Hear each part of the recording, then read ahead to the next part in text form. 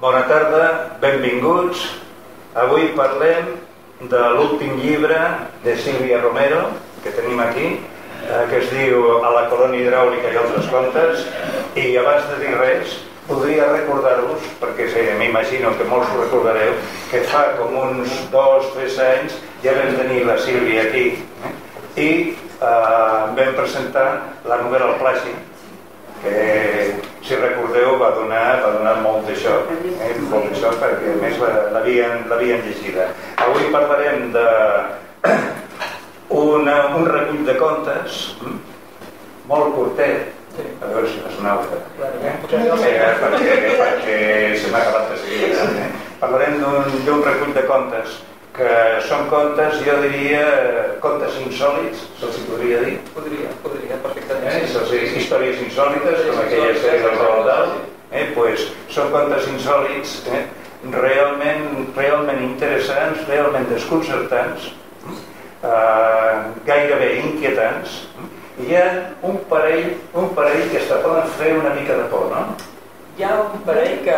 És que clar, jo ara em baso en el que he anat rebent de la gent que l'ha llegit, i sí que hi ha algun que m'han comentat, de fet sobretot el primer, és un dels que m'han dit que ho han passat malament, angoixat, més que aquesta sensació de por, d'angoixa, que a part era una mica la intenció d'aquest conte. I ara, que després entro a especificar una mica el per què, però sí, n'hi ha algun que potser bloca aquell content de...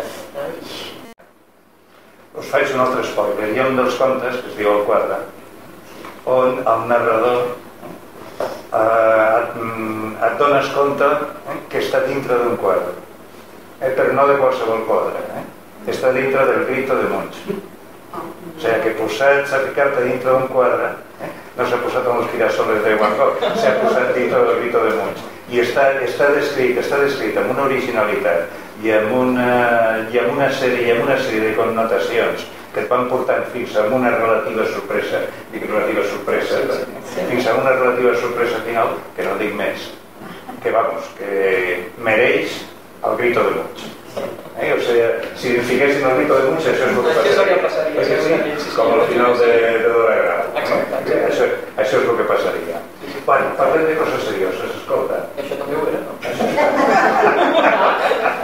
Això està molt ben escrit, tècnicament, perquè moltes vegades la tècnica l'oblidem com si fos una cosa que ve sola, però això està molt ben escrit tècnicament. Això t'ha vingut de la teva llicenciatura en filologia, o un don dels déus, de les muses, o te ho has currat pàgina per pàgina. Recordes el que deia el nostre admirat Oscar Wilde? Que deia, me paso la mañana pensando en lo que estoy escribiendo y al cabo de la mañana pongo una coma. Luego por la tarde voy y la quito.